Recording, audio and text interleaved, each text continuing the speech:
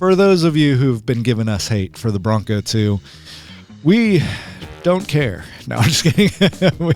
we won't hate too bad on the Bronco II, but we'll focus more on Gen 1 through 6 Broncos. And they had, a Jeep and a Scout, and it rolled the Scout. They were doing like side hilling, to see how the Bronco compared. I mean, imagine this high-level engineer and executive rolling the truck, breaks his collarbone. When you're thinking about suspension, you want to think about, one, what am I going to do with it? Do I want like a hardcore rock crawler?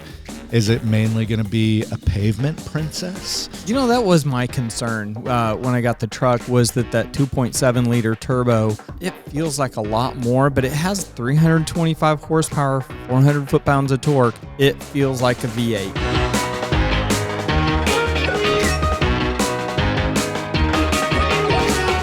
Oh, welcome back. How's it going, Donnie? Awesome, man. Great week. Busy week.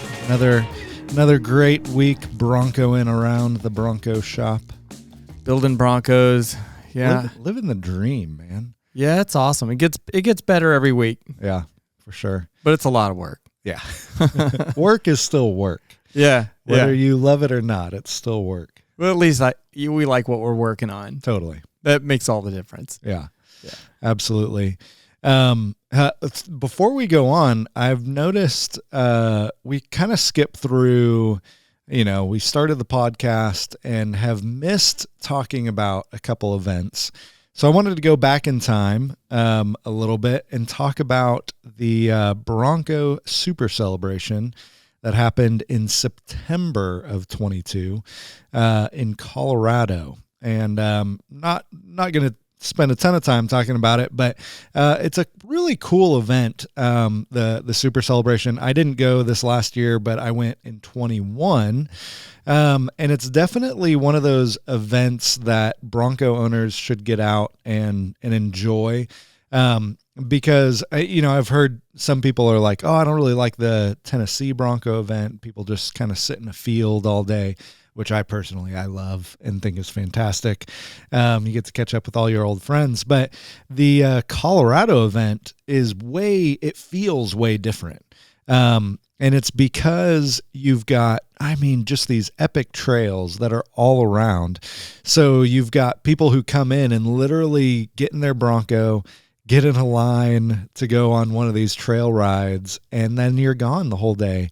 And then you go, have dinner somewhere, go back to your Airbnb, come back the next day and do it all over again, So it's definitely a different feel from the Tennessee Bronco event, the Tennessee Bronco Driver Super Celebration. But, man, Bronco Driver puts on a fantastic event. And I wanted to make sure that we made mention of the Colorado Super Celebration. One day we'll get out there. Maybe Donnie and I will go out there and interview some of you guys at the event and talk about your Broncos and stuff like that. But really cool event, and can't say enough good things about it. But do you have anything you want to add? Yeah. We're building a truck for a guy in Colorado, and he picked up all kinds of parts at the event. Oh, nice. Yeah, he picked up a roll cage. He's gonna, I guess, drive it all the way to Nashville. Yeah. But I was amazed at Townsend when I went to that event here. The amount of trucks that were there, manufacturers that came, and they bring, if you order your stuff ahead of time, they'll actually load it up and take it to the event to you. And that's kind of a big deal. As expensive as shipping is. Yeah. It can really save you a lot of money if you ship your stuff to the event, for sure. Yeah. People buy used parts. I saw half cabs for sale, like just the roof. I saw whole trucks for sale, project trucks. It was really cool. Yeah. I think we've talked about Super Celebration East, or the Tennessee one, before on the podcast. But yeah, that's where it started with Bronco Driver. They're out of Knoxville or something like that. And so doing the event, was natural for them. And it just kept growing to the point where it was like, man, we should do this other places. But part of the Tennessee event is you go on these epic drives as well, just through the Tennessee Smoky Mountains. Those are fun, but yeah, it's definitely more of a car show type of feel where a lot of people are hanging out at their Broncos. A lot of people are, just kind of mingling and hanging out with each other, going to the vendor tents and that kind of thing, which is so cool. It's like, man, all Broncos all day, and you just get to hang out. I think what's really different about the event though is that at a car show, a lot of people just park their car and it doesn't move. But at these events, the aisles are really wide, and people are in them. They're driving. The event's so big, they're taking their Broncos and driving them around. They're coming, they're going. So there's Broncos just meandering around all day long within the event. Yeah. So to hear them running around and driving and seeing the guy that has the all wood-bodied Bronco, the Woody, there's Bronco golf carts going all over the place. I mean, it's fun. Yeah, the cherry wood Bronco, that one, man, amazing. And the cool thing is, they, like with the Tennessee event, they break it up with your club. So the Tennessee club, the Georgia Bronco club, there's a club that I wish I could be a part of, the Second Gen Kin, which is the second generation Bronco guys. And those guys are super cool. I mean, seeing a row of 78, 79 Broncos, it's like, this is amazing. And it continues to grow. And even the six gen guys are all showing up. And so it's really cool seeing all the Broncos at that event. And I'm excited for Tennessee this April. BroncoDriver.com is where you can go look at the events, but in April is the Tennessee Super Celebration, and I'm excited to see how many Broncos come out with the first gens, gaining in popularity, but also I feel like all these third, fourth, fifth generation, the, what do they call OBS Bronco, and it's like it's just getting more and more popular, and it's just cool seeing all of the Broncos around and all of that. So excited for April's Bronco Super Celebration, and wanted to give a shout out to the September Bronco Super Celebration. If you're in the West Coast area, that's definitely the event you want to check out, is Bronco Super Celebration Colorado. What's been going on in your world? Well, I've been playing with my Gen 6. And when I'm not working on Gen 1s that don't run, that don't move because they're on a fixture or whatever, I'm really enjoying the Gen 6 truck. I wanted to really put it through its paces before Ian got it and did all the work he was going to do to it on his four-wheeler show, which is the lift kit, the big 37-inch wheels and tires. So I've been hauling stuff with it. I put a hitch on it. I'm hauling cars on trailers. We haul really, and we'll haul your car on a trailer, your Bronco actually. And so I drove it. Had to go to Atlanta, so I thought, why not? I'll just go from Nashville to Atlanta in it. I'll go up and over the mountain pass, which is Highway 65, and at the very top it's Sewanee, Tennessee, and then you come down, and it's pretty high speed. It's like a race course, and I've gotten my mother-in-law sick on that before. Driving too fast through the mountains, and she won't ride with me anymore. But so I was driving the truck pretty hard. It was awesome. I didn't feel like I was in a four-wheel drive Bronco with 35-inch tires and stock, the gas shocks and everything. It just cornered so well. I looked down. I was doing 75 and 80, and was not at any time, didn't feel like it was diving or shifting weight or doing anything weird.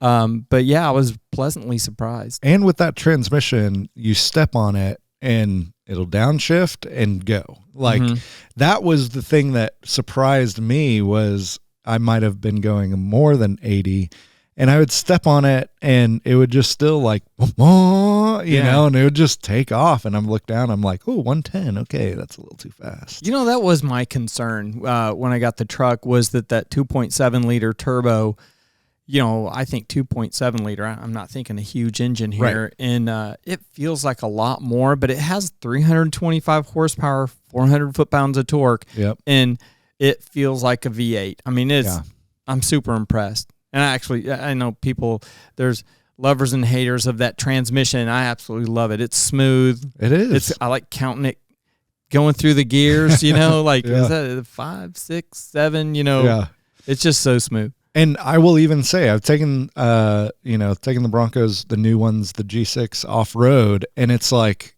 man, even going, off-road, they've made it so that it still, you feel like you have a lot of power, even though it is just, the smaller 2.7 liter engine. Like, it's not a huge, V8, but just how they have everything set up, the gearing, all that kind of stuff. It doesn't, you don't feel the lack on many of the obstacles that I went on. Obviously there's bigger stuff that you definitely want something big and burly, but I haven't gone on any of that stuff in the 6th gen Bronco. So I've really liked it.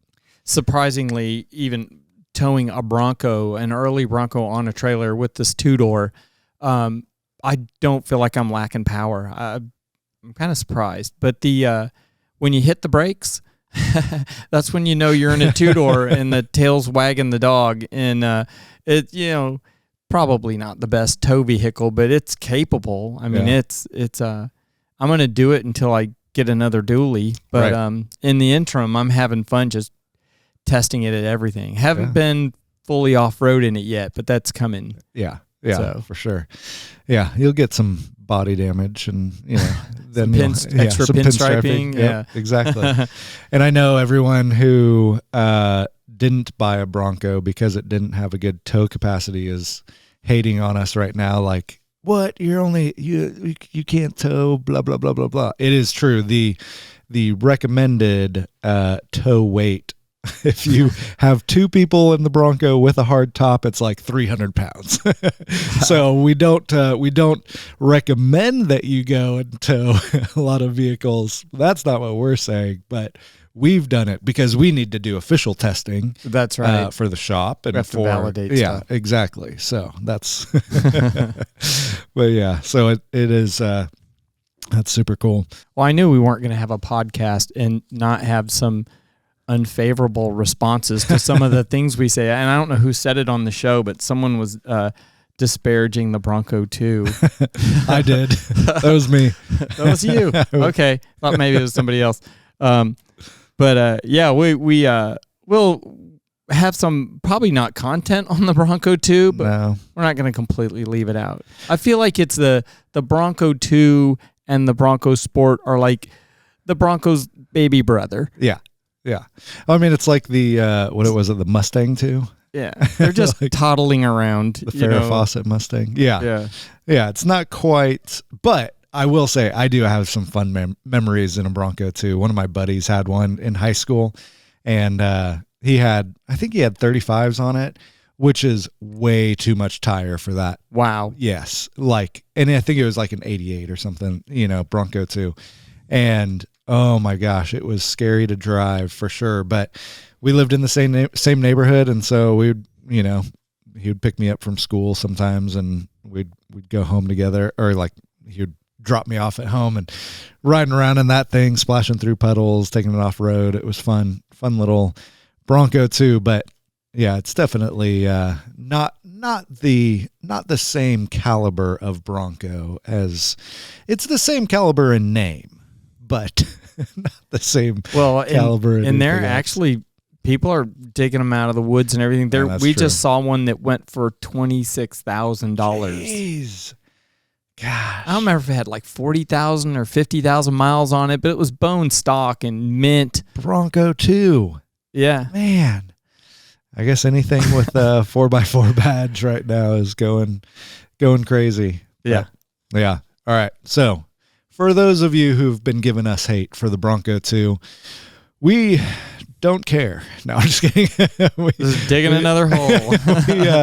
we won't hate too bad on the Bronco II, but we'll focus more on Gen 1 through 6 Broncos, and we got to get through, we're getting through the history of the Bronco, and so we'll throw it in there some here and there, but when it comes out, when it hits the market, we'll talk about it as we're going through the history of the Bronco through this. But before we get into history, let's talk my favorite part of this segment, DIY or PAY. You guys going to do it yourself, or you're going to pay someone to do it? And today we're talking about all things suspension, which is super important if you're Gen 1 through Gen 6. And I wanted to break up this segment into 3 different parts here, so it'd be easy for us to think about it. So when you're thinking about suspension, you want to think about, 1, what am I going to do with it? Like what am I going to do with my Bronco? Do I want like a hardcore rock crawler? Is it mainly going to be a pavement princess? Is it, going to live most of its life in the garage? Is it going to, what am I going to do with it? So that's going to be thing number 1 to think about. Thing number 2, how do I want it to look? Which is where most people go. And I would say that's probably not the first place you should go. You should think first, what am I going to do with it? And then 3, how do I want it to ride? So when we're thinking, what am I going to do with it? Like the thing that you want to think about is if you want a rock crawler, then paying for a rock crawler is a lot more expensive than just getting a 5-inch lift, even though if you get a 5-inch lift, you're probably going to take it off road, but some people don't, right? It's like, and some people just think, oh, well, I want 35-inch tires under my Gen 1 Bronco, or I want, whatever it is. And so I'm going to go with the most expensive thing out there. And that's not always, the best way to do it. Mm-hmm. And especially even, thinking about Generation 6 Bronco, like if you just want a little lift to fit some bigger tires under there, like there's a puck lift that will fit on top of the coil bucket that it's like $250, and it's going to give you 2 inches of lift.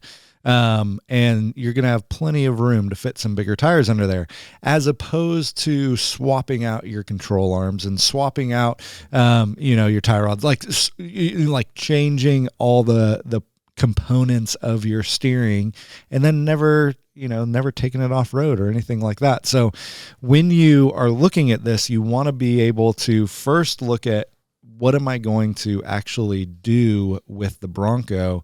And decide on that early on before you actually buy a lift, or before you just go, oh, I want big tires, so I'm going to do this. Yeah, and you have springs front and rear, and in the front, they have the coil sprung front axle, which was new in 1966.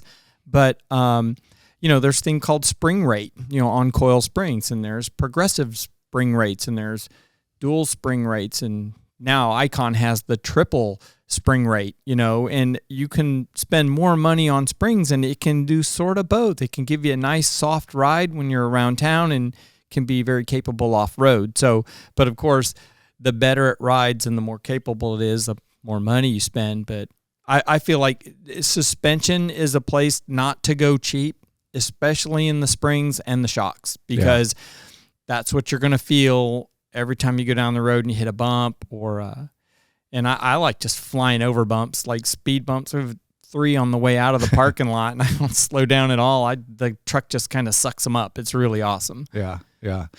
I think that's a big point. But if you get a softer suspension, and you, especially on a Generation 1 Bronco, when you start really going soft with your suspension, that's when you get a lot of body roll. And these old Broncos are top heavy. And so, you start having this soft suspension, and you start cruising down the back roads, and you feel the Bronco lean, and you feel, it's like, whoa, and right now I have a fairly soft suspension.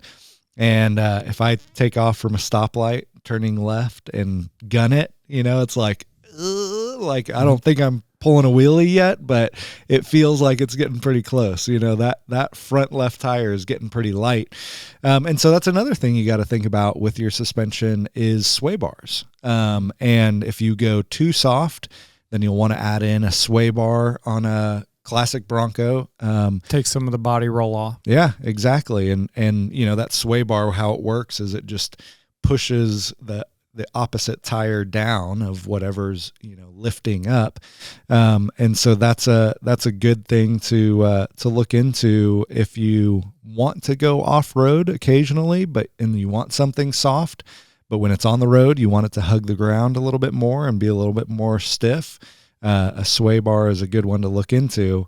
But when we're talking about lift options, talking about body lift versus suspension lift, do you have any thoughts about what is better? Why would you go with, body versus suspension? Oh, a body lift is easy. Yeah. We have 8 body mounts on the truck, and a lot of the trucks that come in here will have literally 2-inch square tubing, 3-inch pieces cut, and there'll be 8 of them underneath the truck, and they just drill and put longer bolts in. Really? And they literally raises the body 2 inches and gives them the look, the stance that they want. And they didn't change the suspension or anything, and it's rigid, but they're still these 2-inch blocks, if you will, are bolted. You've got your body mount sitting on there, so it does give it more leverage on the body mounts, and you wear them out really fast. Yeah. Which, I mean, a body mount or body lift is an okay way to go for a look. But what I don't like on the early Bronco is when you put a body lift on, it separates the bumper from the body, because the bumper is actually tied to the frame. So you're separating the frame from the body with a body lift, and that bumper stays down. So, people are like, "Oh, you can't even tell the difference." But you look at that, you look at that bumper and that gap between the body and the frame. But you're seeing them more around, because to fit a Coyote engine under the engine bay of an early Bronco, I think you have to have a 2-inch body lift. Well, it just gives you all kinds of room for things. Yeah. Exhaust and just clearance. Yeah. The Coyote's really wide. Yeah. So, but yeah, I think, they make all kinds of body lifts now that actually aren't 2-inch steel blocks. Sure. We saw one recently that had a Godzilla in it.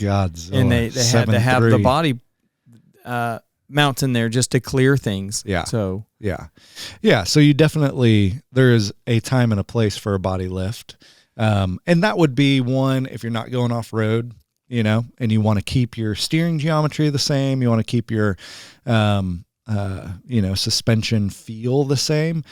Sorry, Josh. Well, we have both our trucks parked right at the front door here, and yours is just as big as mine. You're on 33s and I'm on 37s. I'm on 35s. Oh, you're on 35s. Yeah. Okay. Yep. 2.5 inch suspension lift, 1-inch body lift. And I was going to ask you, what do you have on your truck? Yeah. So I have the Tom's Offroad suspension lift and 1-inch body lift. So so with a Generation 1, as soon as you go to 3.5 inches of suspension lift, then you have to start changing things under. Then you're looking at new drive shafts. You're looking at new brake lines. You're looking at new parking brake cables. New parking brake cables. Yeah, you're looking things at you don't think about. Totally. When you're just like, oh, I want bigger tires, you aren't thinking about all this other stuff. So you have to think about that. Under 2.5 inches of lift, you're fine. But as soon as you go over 2.5, when you get 3.5, and 5, then you're looking at swapping out a lot more parts than just what comes in that suspension kit. So that's why I went 2.5 inches of lift and a 1-inch body lift. What I really like is a soft, squishy ride. I really like the Baja look, the wide, deep dish rims with the fat tires and a soft, squishy ride. Like, I want to be able to jump over stuff. Yeah. So that's what really appeals to me. One of my goals is to take the first gen, when we finish it, up to the dunes up in western Michigan and let all, ton of air out of the tires and just go climbing around on all the dunes. It's a bucket list thing for me. So I just like that whole era and the whole look of the 70s, 80s, off-road. So that's kind of my stance, Yep. what I want to do with it, how I think I want it to ride. And then, but we went really a different direction with the Gen 6. So working with Icon, Ian was able to basically put on his show how to install this Stage 7 kit that they have. Yeah, if you don't know, Donnie's talking about his Gen 6 that Ian Johnson took and put a lift, just put it on their four-wheeler show on Motor Trend. So it was pretty cool because Donnie got to have his Bronco on the show and Ian did all this stuff to it. So yeah, talk about what all did he do? Well, so primarily, I think the biggest change, one of them was the suspension kit. That's primarily what was the focus. And the Icon Vehicle Dynamics kit is 100% bolt-on kit. No fabrication required, no cutting, no welding. No, the whole thing fits within every location mount or anything that Ford has on the Bronco. So that's cool. I could take it all off and put the Bilsteins with the remote reservoirs right back on. But I'll be honest, it rides just as good as it did before. It's all of those things I talked about that I like. I don't feel like I sacrificed anything. Going up 2 inches in tire size, and then this kit can go 2 to 3 inches. If you adjust the coils all the way, it's almost a full 5 inches. Jeez. So, and it rides great. I mean, you've ridden in it. We've ridden all over the place in it, and it doesn't have any bad habits or nothing squirrely. So it's really an amazing kit. And if you want to see more on that, you just go to iconvehicledynamics.com, and they have several different kits. They have anywhere from $3,000 to $10,000, and they have CNC billet components. This is a beautiful kit too. You can see the whole thing between the wheel and the inside the fender. Yeah, a couple episodes ago, I showed Donnie a picture of the stuff that came in, because I do a lot of work with Ian Johnson, film at his shop a lot, and I showed Donnie the picture of his kit, and it was beautiful, like just sitting in the box, like these billet control arms and like just all kinds of stuff. I was like, man, this thing is pretty sweet for sure. Now seeing it on the Bronco, it's even it looks just beautiful. It fits right in, and like you said, it drives great. And that's a good example of what are you going to do with it, because you could achieve a lot of the same height from a puck lift on the Gen 6, but it's not going to be nearly as capable off-road.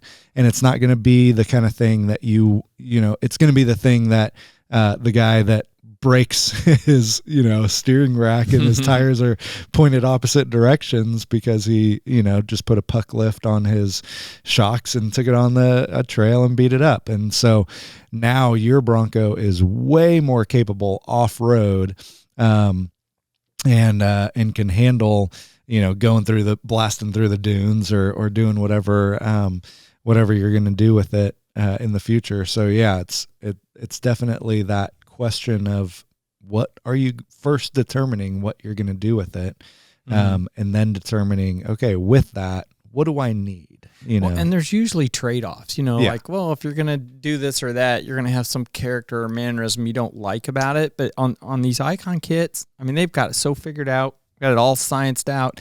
It has 11 and a half inches of travel in the front and 14 inches of travel in the back. Wow. And they'll even tell you it will ride better than stock. I mean, the shocks are so impressive. The reservoirs are larger. The valving's improved. I was really expecting it to feel like, Bigfoot, and it really doesn't. It's just as good or better than the stock Bronco with the stock 35-inch tires.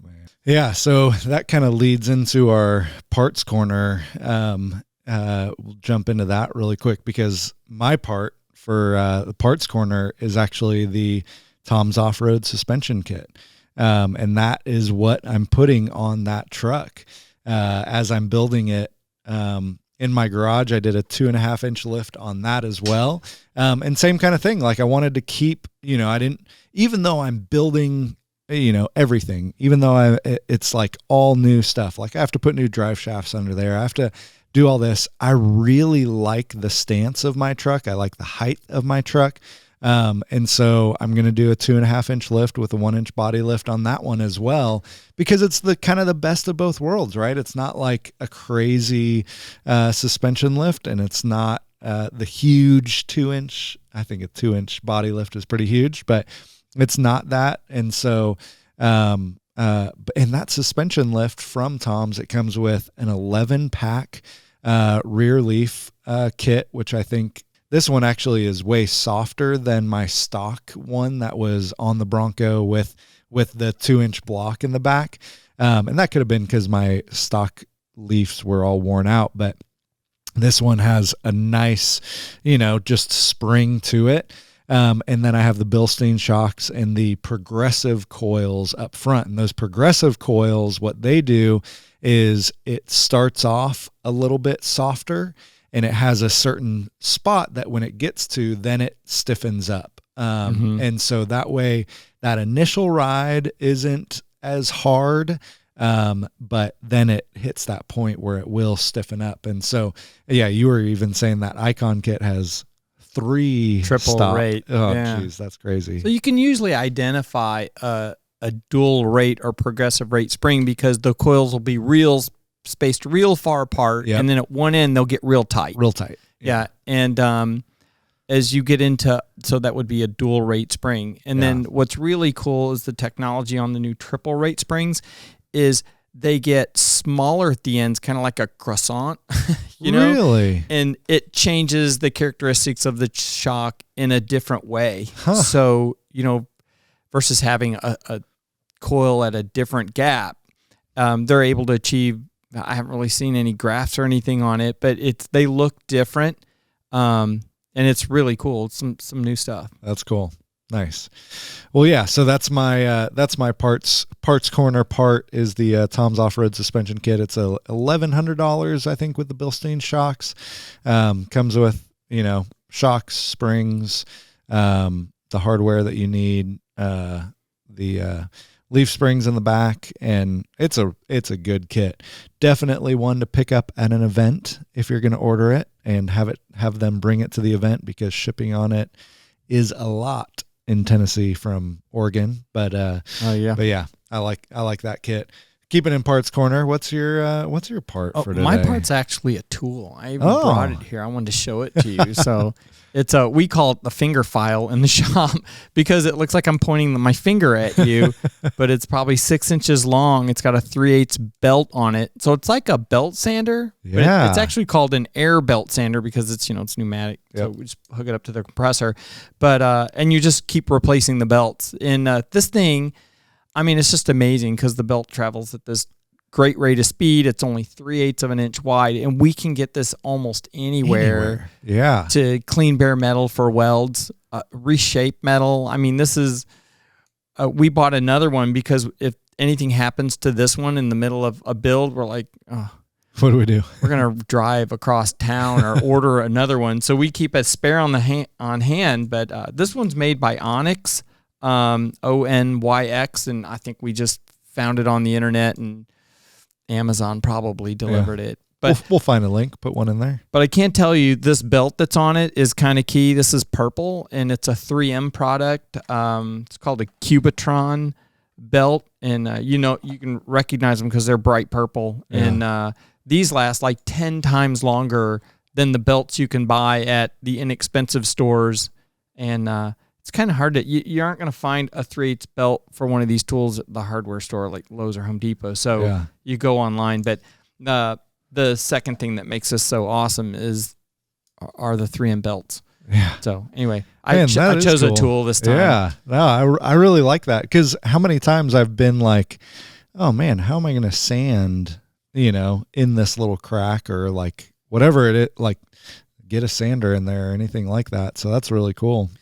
Well, when when you do have places that you have to drill and fill, do a plug weld, this thing will take the metal down and flat to the rest of the panel as fast or faster than a grinding wheel. Wow. Like a 3.5 inch grinding wheel. It's amazing. So, you would think, oh, it's not really going to do much, but you don't want to buy a really cheap one. This one we found was kind of middle of the road.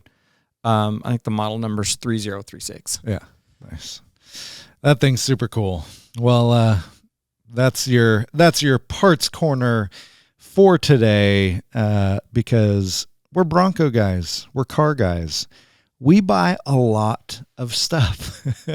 And so we always want to give you guys a little taste of the parts or the things that Donnie and I have around the shop, have around our shops, and or we're putting on our Broncos, or we're installing, and yeah, so that's super cool. I'm going to have to pick up one of those little belt sanders because now I want one.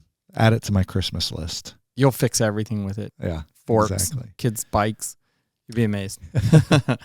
Well, hey, moving on. This podcast is for you guys. We are here.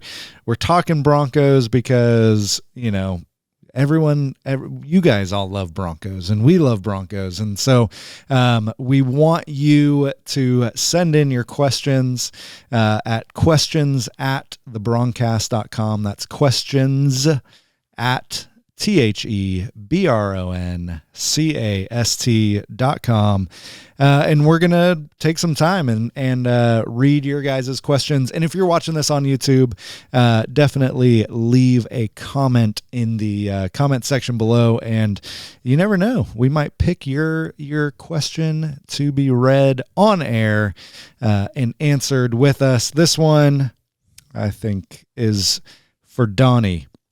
They say, hey, Donnie, you talked about putting a lift on your Bronco, and I've seen a lot of people doing that. I have a 4-door Wild Track. Would a lift void my warranty on my Bronco? You have multiple warranties on a vehicle. You have drivetrain, suspension, fit and fitment body. There's just, there's different departments within Ford or any manufacturer. So, you do a lift kit, it's not going to void your engine warranty, but you put a tuner on it, and now you probably voided your Ford warranty. I voided some warranties at 400 miles. I'm like, I just didn't want a stock Bronco. Yeah. So, but a lift kit I think is for me it was worth it. I wanted it lifted, and I want we went with the best kit we could get. Yeah. And what I hear from this question isn't necessarily like, if you're thinking about voiding your warranty on your Bronco, if you're worried about that, then you're probably not going to put a lift kit on there, because you've got other things that you're worried about that, it's like, if you're wanting to put a lift kit on your Bronco, then you shouldn't be thinking about your warranty. But yeah, I pulled up Ford's warranty info because I was curious about this myself. And it's not clear. There is no definitive answer on this. It just sounds like, what you said. If you have a lift kit on there and your engine dies, then you're going to be fine. The engine's going to be covered by the warranty. But if you have a lift kit on your Bronco and you destroy your steering rack, well, that's not going to be covered. So let me see. It says the installation or use of a non-Ford Motor Company part or software designed, or any part or software designed for off-road use installed after the vehicle leaves the control of Ford Motor Company. If the install part fails or causes a Ford part to fail, then your warranty will be voided. So, but yeah, it's not like, hey, my seatbelts don't work anymore. Oh, you got to lift. You got to pay for your seatbelt to be fixed by yourself. So there's definitely differences there.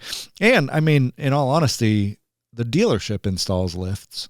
So it's not like they're just going to be looking at your lift going, oh, not dealer specific. It's, we're not going to touch your Bronco now.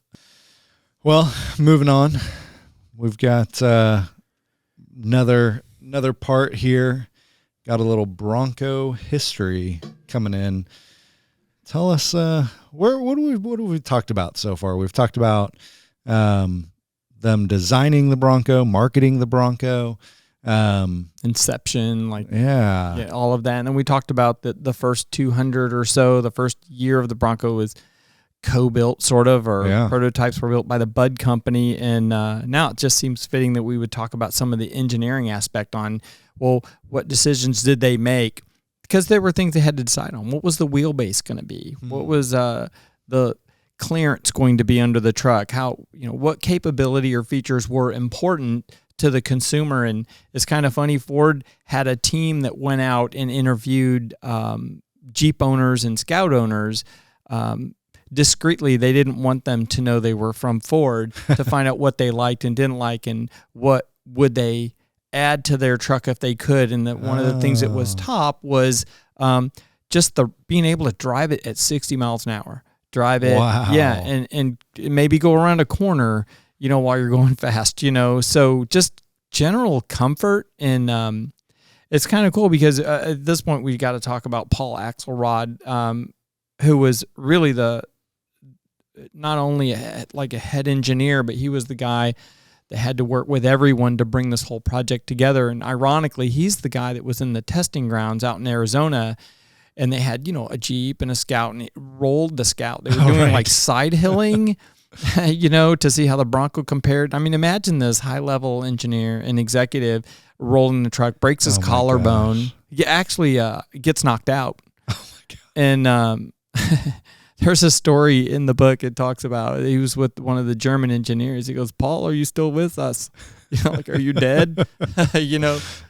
So Paul is instrumental in the first gen Bronco, and he did things like submit articles to ASE, which is the Automotive Society of Engineers, and to Popular Science, and so they were like releasing information approved, I'm sure, by the marketing department and the lawyers, and they were trying to hey, we're coming out with something really special here, and I think one of the neatest things about the truck, and one of the biggest changes, was the decision. They had 8 different configurations of wheelbase, and they had to figure out which one to go with. Wow. And we'll get into that in just a second. But one of the big changes they made was, it's pretty short. It's 96-inch wheelbase. Yeah. An AC Cobra, if you're familiar with that, the little Ford racing car, or Shelby.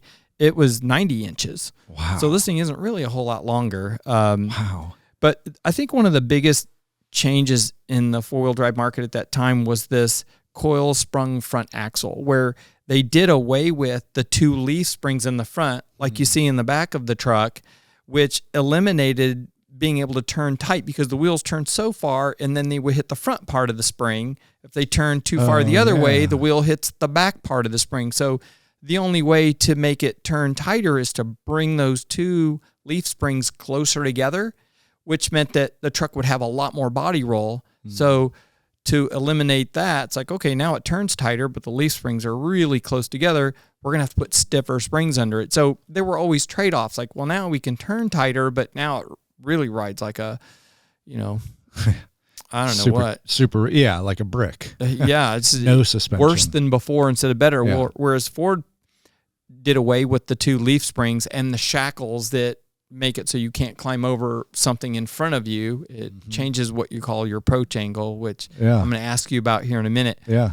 So the springs allowed it to turn way tighter, like 50% tighter than the competition.